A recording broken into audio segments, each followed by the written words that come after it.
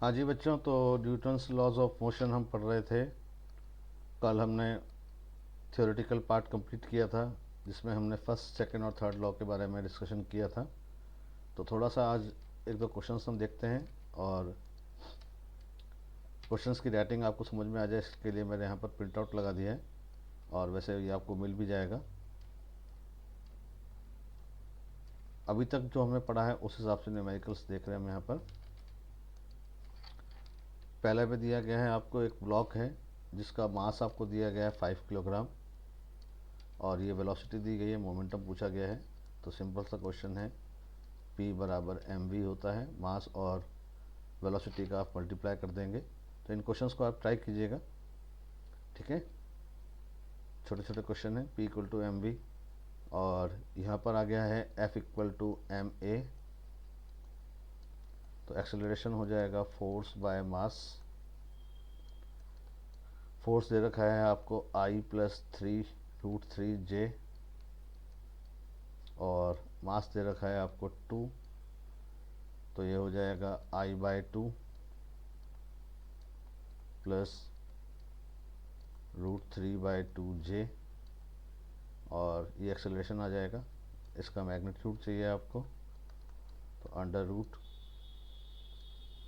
यहाँ 1/2 है तो इसका स्क्वायर हो जाएगा 1/4, और √3/2 का स्क्वायर हो जाएगा 3/4, तो ये आ जाएगा 1।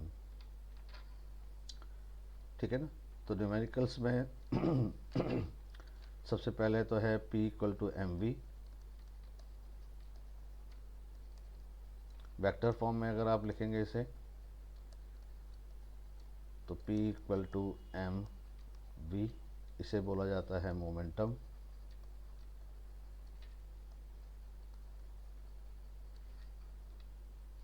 दूसरा है F equal to ma। Vector form में F इक्वल टू ma, ठीक है। इसके अंदर a होता है एक्सेलरेशन।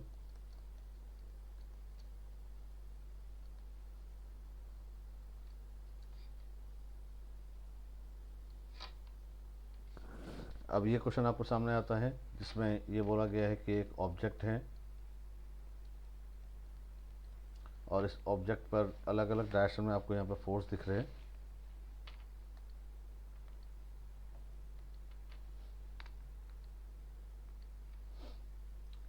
इस तरफ जो फोर्स लग रहा है वो 20 न्यूटन है, इस तरफ जो फोर्स लग रहा है वो 50 न्यूटन है, एक दूसरे के अपोजिट। वाई डायरेक्शन में ऊपर जो लग रहा है वो 10 न्यूटन है, नीचे की तरफ जो लग रहा है वो 40 न्यूटन है, और एक फोर्स लग रहा है इस डायरेक्शन में जो कि 37 डिग्री पर है। तो ये फोर्स है 20 न्यूटन, ये फोर्स है 50 न्यूटन, ये फोर्स है 10 न्यूटन, ये फोर्स है 40 न्यूटन, और ये है 50 न्यूटन। ये एंगल है 37 डिग्री। तो सबसे पहले जो इंक्लाइन फोर्स होता है हम उसकी बात करते हैं यहाँ पर। तो अगर ये कोई फोर्स है,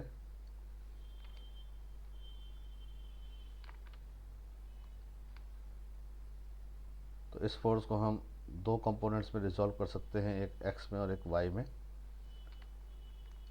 तो अगर ये फोर्स है यहाँ पर एफ, और ये एंगल है यहाँ पर थीटा, तो इसका एक्स कंपोनेंट हो जाता है एफ कॉस थीटा, और वाई कंपोनेंट हो जाता है F sine theta.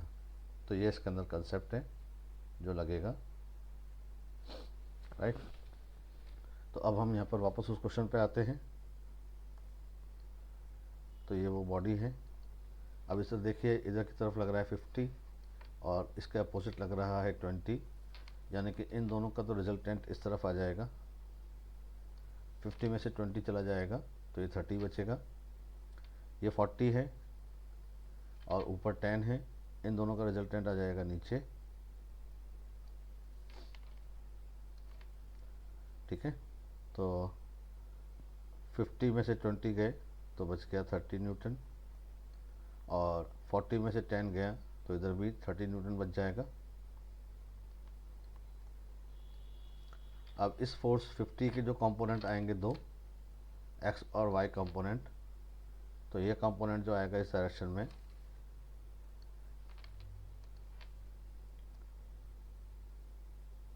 F cos theta और ऊपर की तरफ आ जाएगा एफ साइन थीटा। तो ये कंपोनेंट हो जाएगा 50 कॉस 37 और ये हो जाएगा 50 साइन 37। ठीक है, कॉस 37 की वैल्यू कितनी होती है और साइन 37 की वैल्यू कितनी होती है ये आपको पता होना चाहिए। साइन 37 होता है 3/5 और कॉस 37 4/5। तो इस हिसाब से अगर देखा जाएगा यहाँ पर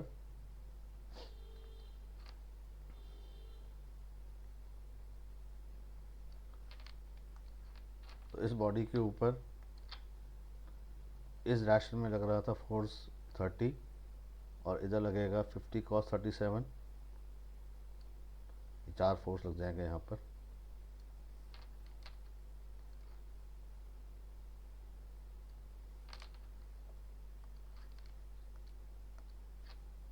ये बॉडी है, इधर की तरफ कितना फोर्स लग रहा था 30, इधर लगेगा 50 कॉस 37। 50 कॉस 37 का मतलब हो गया 50 इंटू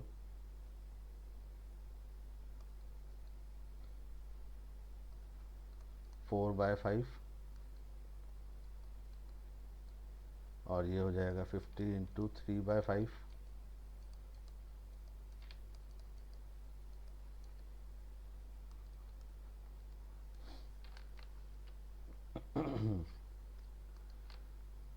तो इस तरफ लग गया फोर्स 40 न्यूटन और इधर लग गया 30 न्यूटन।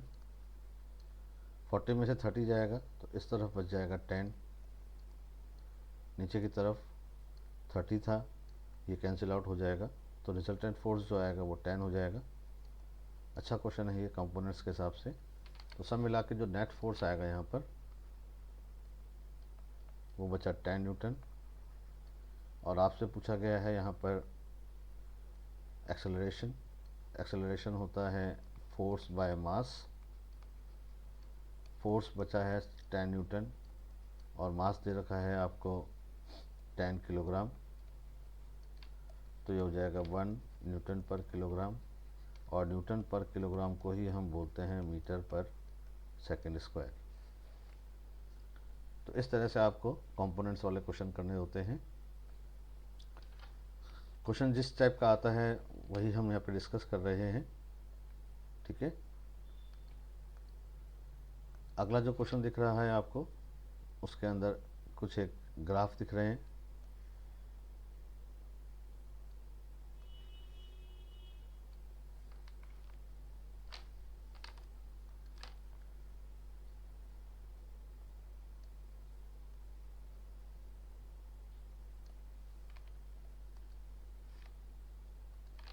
यहाँ पर लिखा है ए और यहाँ लिखा है बी। ये एंगल है 30 डिग्री और यहाँ से लेकर यहाँ तक एंगल है 45 डिग्री। कर्व जो खींचा गया है वो पी और टी के बीच में है और आपसे जो पूछा गया है वो फोर्स पूछा गया है।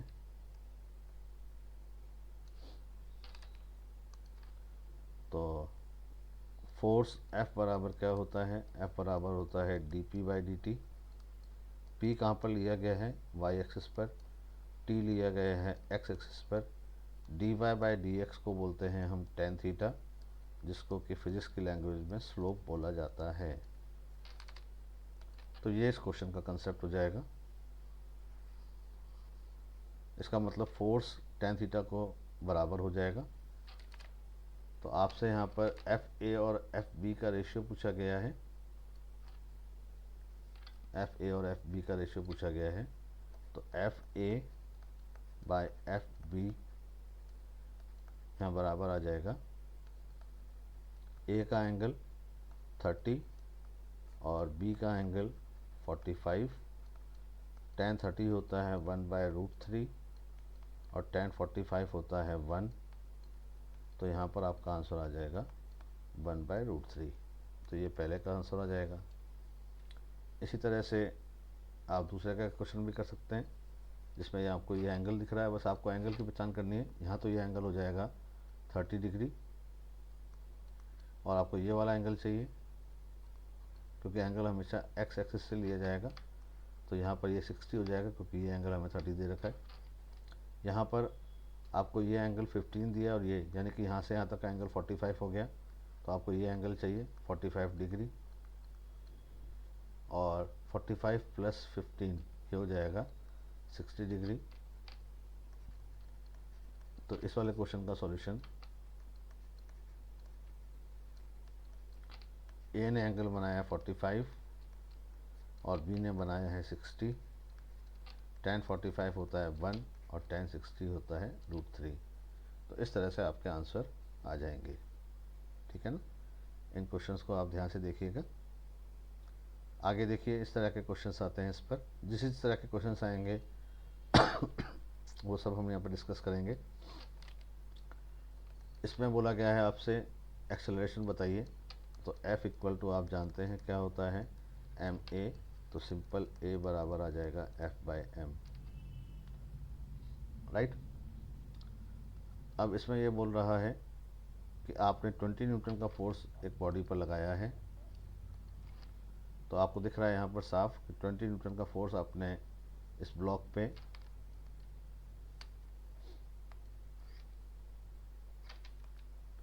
ये ब्लॉक है यहाँ पर, और इस ब्लॉक पर आपने 20 न्यूटन का फोर्स लगाया है।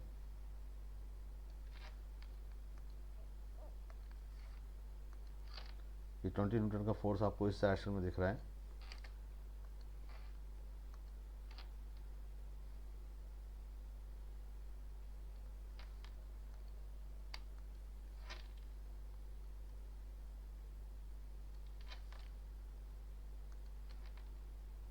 यहाँ से ये एंगल आपको 60 डिग्री दे रखा है। फोर्स जो लगा है वो 20 न्यूटन का है। तो ऐसे केसेस में अभी हमने कंपोनेंट करना सीखे थे, यहाँ पर ये कंपोनेंट करना हमने सीख लिया था।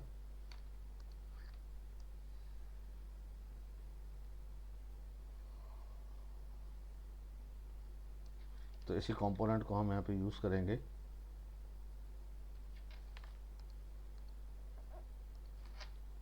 तो ये फोर्स हो गया यहाँ पर 20 न्यूटन का। इसके दो कंपोनेंट्स आ जाएंगे, एक आएगा एक्स डायरेक्शन में और एक आ जाएगा वाई डायरेक्शन में। आपको एंगल चाहिए एक्स डायरेक्शन के साथ में।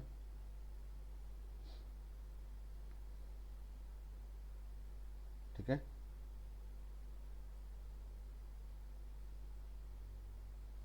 तो आप देखिए यहाँ पर ये एंगल कितना है यहाँ पर 60 डिग्री। तो ये एंगल भी यहाँ पर कितना हो जाएगा 60 डिग्री। थोड़ा सा इसको क्लियर करके बना देता हूँ।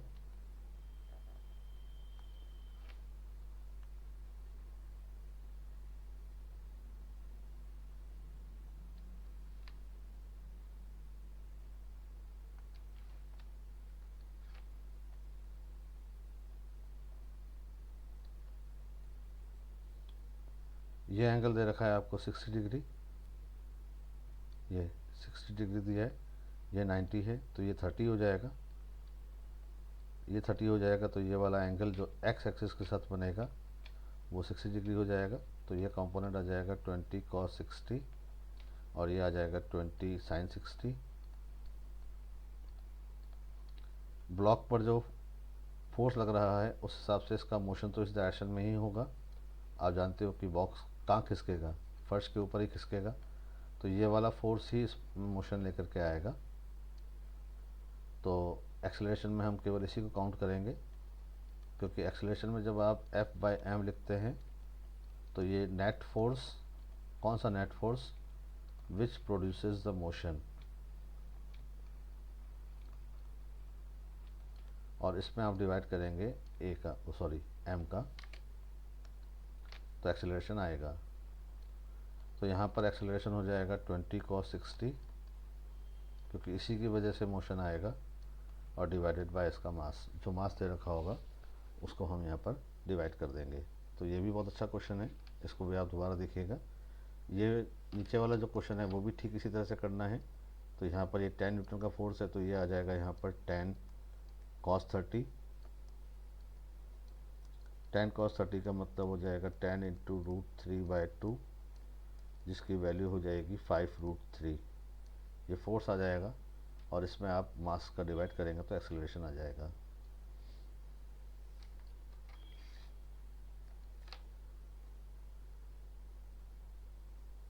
ये क्वेश्चन बहुत इंपॉर्टेंट है।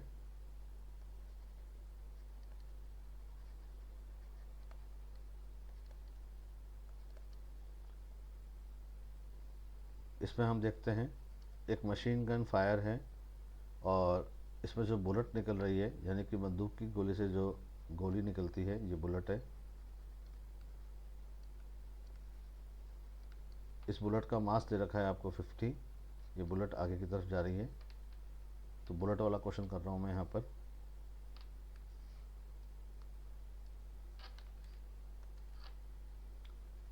मास दे रखा है आपको इसका 50 ग्राम, तो आप इसको पहले किलोग्राम में चेंज कर लें।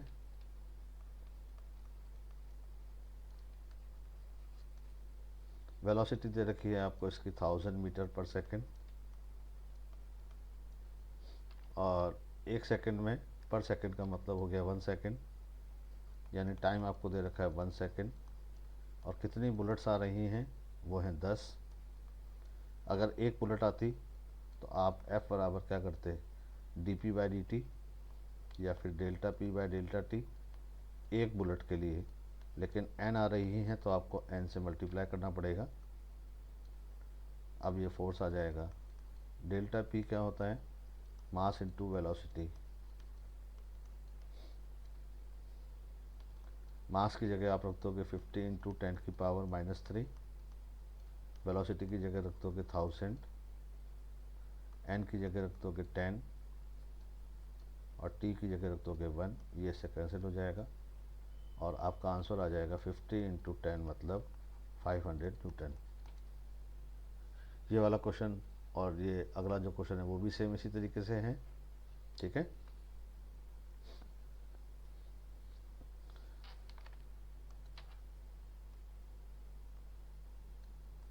चेंज इन मोमेंटम वाला क्वेश्चन करते हैं हम यहाँ पर। इसमें यह बोला गया है कि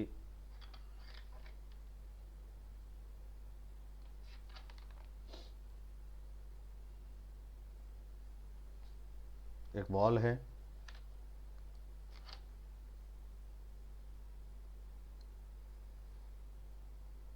ये ग्राउंड है,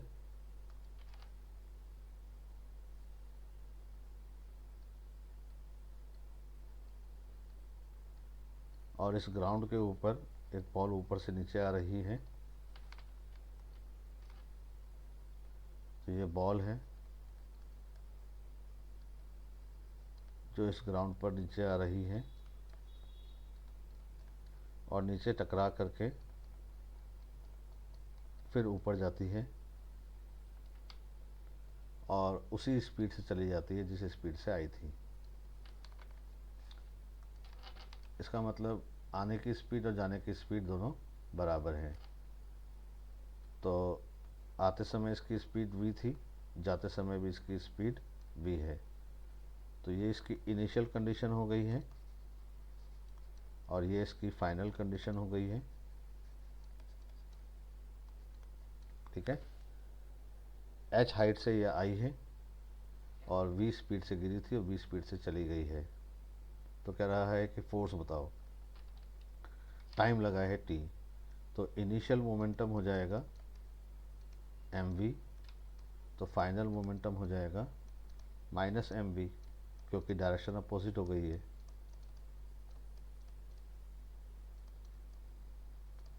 डायरेक्शन अपोजिट हो गई है, इसलिए इसको क्या लेना पड़ेगा, -mv। ठीक है ना।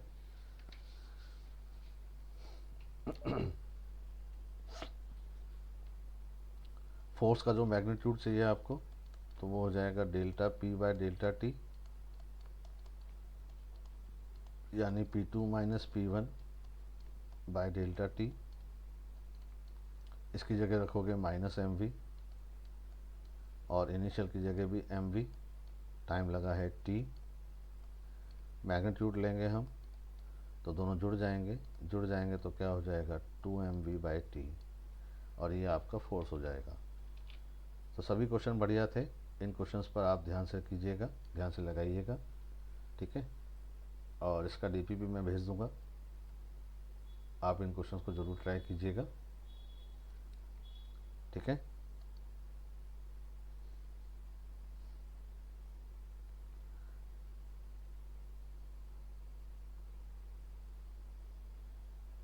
आगे बढ़ जाते हैं हम। कल हमने जब न्यूटन्स लॉस की बात की थी तो उससे कौन कौन से कंक्लूजन निकलते हैं और कौन कौन सी बातें सामने आती हैं, आज हम उस पर थोड़ा ध्यान लगाते हैं। इम्पॉर्टेंट पॉइंट्स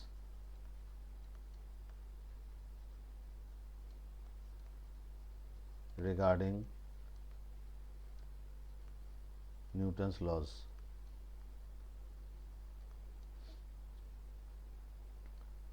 तीन लॉज की हमने बात की थी।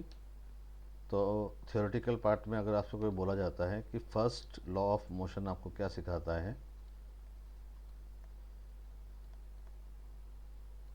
जिसको मैंने बताया था कि इसको लॉ ऑफ इनर्शिया कहा जाता है, जड़त्व का नियम।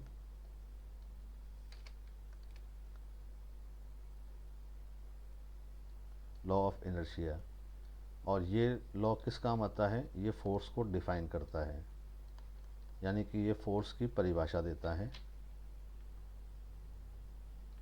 ठीक है। सेकंड लॉ ऑफ मोशन क्या करता है,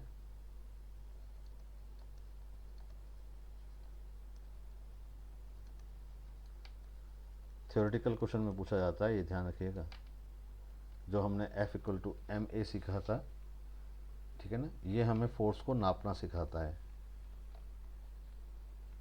मेजर्स द फोर्स। पहला नियम फोर्स को परिभाषित करता है, दूसरा हमें नापना सिखाता है, और थर्ड लॉ ऑफ मोशन जो होता है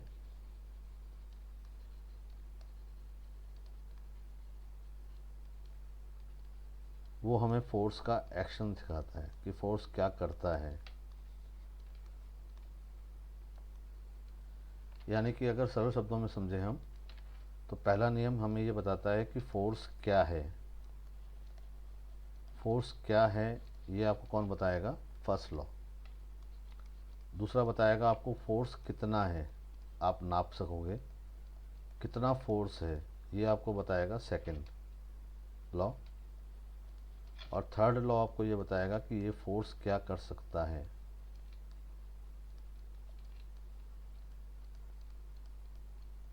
फोर्स का एक्शन क्या होगा या फोर्स क्या करेगा, ये आपको न्यूटन का थर्ड लॉ बताता है, ठीक है।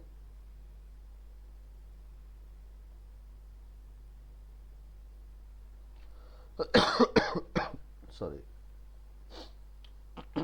दूसरी बात, सेकंड लॉ से हमने ये सीखा था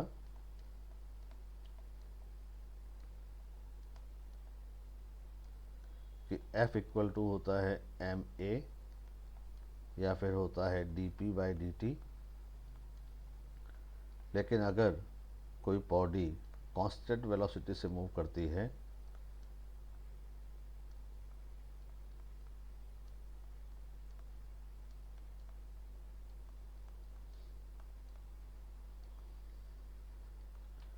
अगर कोई बॉडी कांस्टेंट वेलोसिटी से मूव करती है तो इसका मतलब उसका एक्सेलरेशन हो जाएगा ज़ीरो, तो उस पर कोई फोर्स नहीं लगेगा।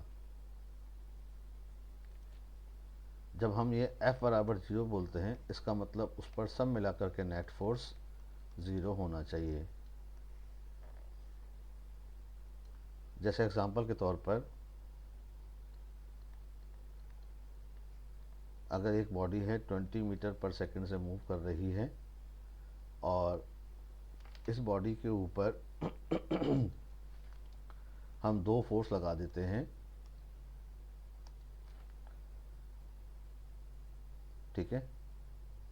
इधर की तरफ जो हमने फोर्स लगाया बॉडी के ऊपर और एक फोर्स हमने इस डायरेक्शन में लगा दिए। मान लो कि 20 न्यूटन का फोर्स यहाँ लगा दिया और 20 न्यूटन का फोर्स यहाँ लगा दिया। तो भले ही अब हम देख रहे हैं कि इस बॉडी के ऊपर दो फोर्स लग रहे हैं,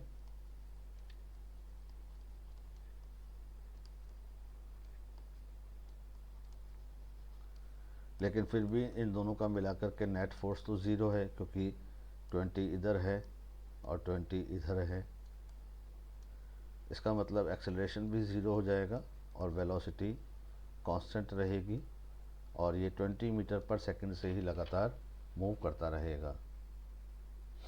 तो फोर्स ज़ीरो होने का मतलब नेट फोर्स ज़ीरो। इसका मतलब जब कभी आप एक्सेलरेशन कैलकुलेट करते हो तो वो होता है net force divided by mass, या वेक्टर फॉर्म में लिख सकते हो आप net force divided by mass.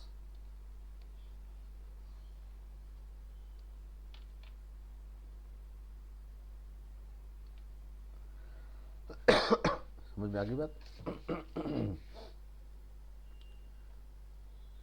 ठीक है, देख लीजिए इसको आराम से।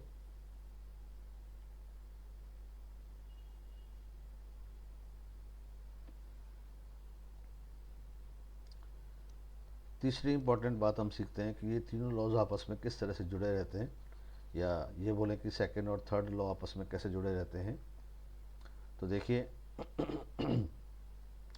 थर्ड लॉ हमें क्या सिखाता है? थर्ड लॉ हमें ये सिखाता है कि every action has its equal and opposite reaction. ये जो नियम लगता है वो किसी भी आइसोलेटेड सिस्टम पे लगेगा, यानी वो सिस्टम जो इस दुनिया से अलग हो, उस आइसोलेटेड सिस्टम पर यह नियम लागू होगा। जैसे एग्जांपल के तौर पर मान लीजिए कि आपने इस बॉडी पर एक फोर्स लगा दिया, तो आपने बॉडी को पुश किया, you pushed the body, body को धक्का दिया।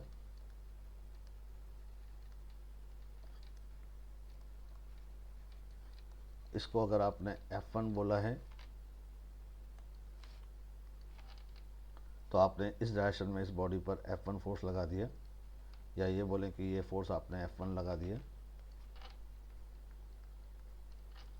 तो ये बॉडी भी आपके ऊपर अपोजिट डायरेक्शन में फोर्स लगाएगी और वो फोर्स भी F1 के बराबर और अपोजिट होगा। तो अगर हम इस पूरे सिस्टम की बात करते हैं तो इस सिस्टम पर नेट फोर्स ज़ीरो हो जाएगा, क्योंकि बॉडी भी आप पर सेम फोर्स लगाएगी।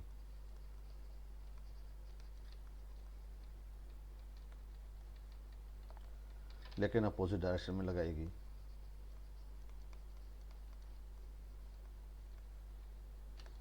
इसका मतलब इस पूरे सिस्टम के लिए नेट फोर्स क्या हो जाएगा? ज़ीरो। नेट फोर्स ज़ीरो हो जाएगा, इसका मतलब dp/dt ज़ीरो हो जाएगा। इसका मतलब ये हो गया कि dp बराबर ज़ीरो हो जाएगा, यानी कि चेंज इन मोमेंटम ज़ीरो हो जाएगा।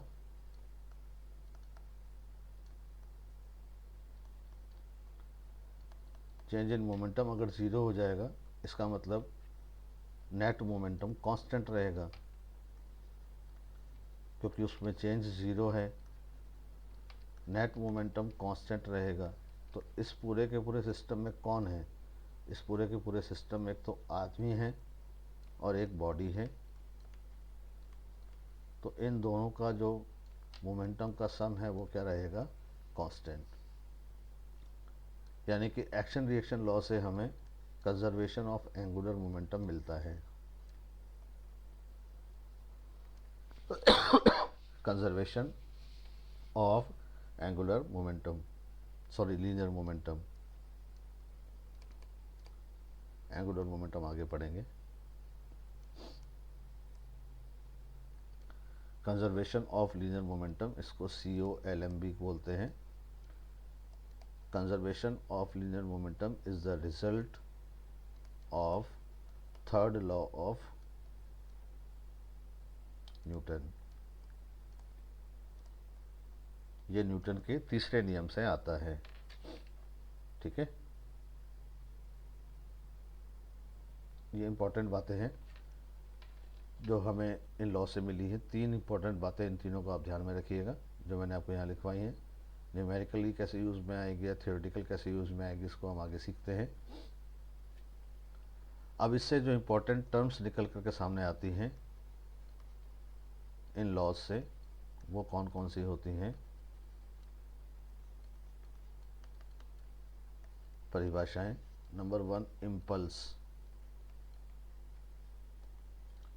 इम्पल्स को आई से दिखाते हैं, हिंदी में से बोलते हैं आवेग। आवेग, आवेग।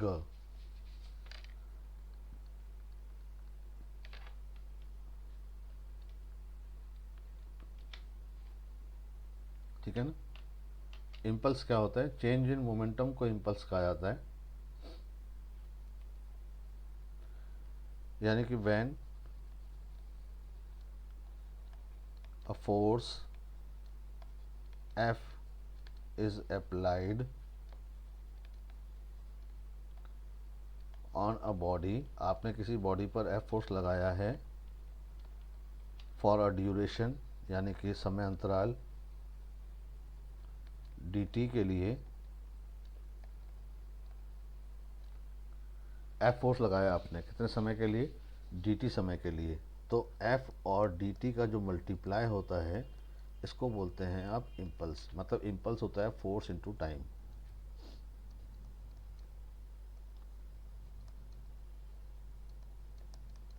Impulse force into time. क्योंकि आपने पढ़ा है F इक्वल टू क्या होता है? dp/dt। इसका मतलब F इंटू डी टी, यानी dt का मल्टीप्लाई यहाँ किया तो ये बराबर आ गया dp। तो इम्पल्स का दूसरा डेफिनेशन यहाँ से आ गया। इसका मतलब सब मिलाकर के इम्पल्स क्या होता है? या तो आप फोर्स को टाइम से मल्टीप्लाई करें या फिर आप चेंज इन मोमेंटम देखें। तो इम्पल्स बराबर चेंज इन मोमेंटम भी होता है।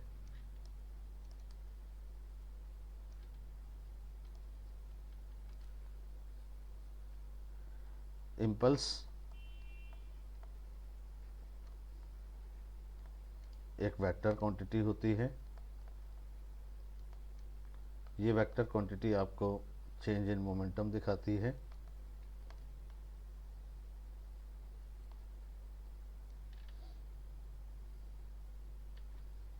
जैसे एग्जांपल के तौर पर, पहले एक बॉडी, ये m मास की बॉडी है और ये v वेलोसिटी से जा रही थी यहाँ पर, और बाद में जाते जाते जाते जाते ये यूँ मुड़ गई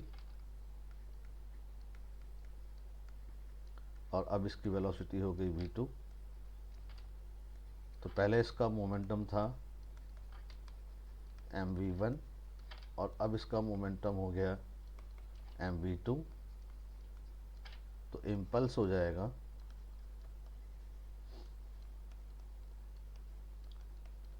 p2 minus p1,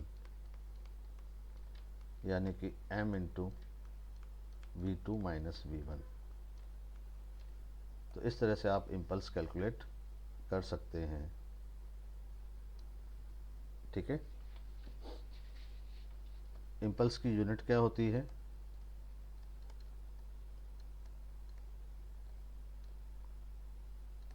unit of impulse is Newton into second. आप मोमेंटम से भी ला सकते हैं, यानी कि किलोग्राम इंटू मीटर पर सेकेंड। इसकी डायमेंशन हो जाएगी किलोग्राम की m1, मीटर की l1 और टाइम ऊपर जाएगा तो -1। m1 l1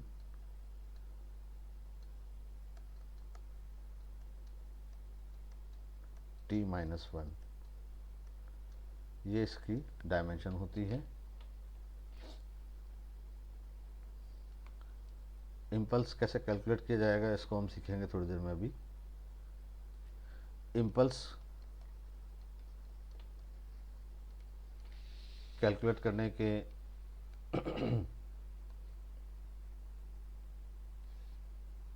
कई तरीके होते हैं।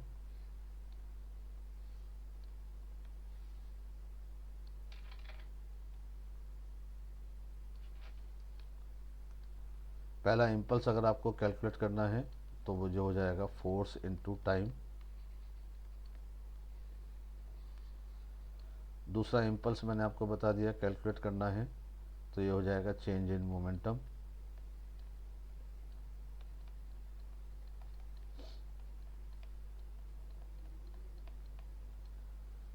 तीसरा अगर आपको इम्पल्स कैलकुलेट करना है तो ये इम्पल्स होता है integration of F D T.